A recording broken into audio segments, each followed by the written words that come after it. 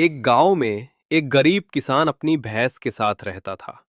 भैंस ही उसकी सबसे बड़ी ताकत और सहारा थी। एक दिन खेत जोतते जोतते किसान बहुत थक गया।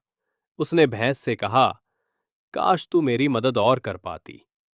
अगली सुबह किसान उठा तो देखा भैंस अकेले खेत में घास खा खाकर इतनी ताकतवर हो गई कि आसानी से खेत जोतने लगी।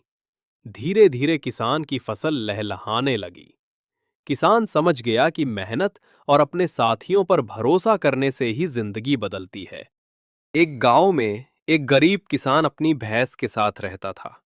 भैंस ही उसकी सबसे बड़ी ताकत और सहारा थी। एक दिन खेत जोतते जोतते किसान बहुत थक गया। उसने भैंस से कहा, काश तू मेरी मदद और कर पाती।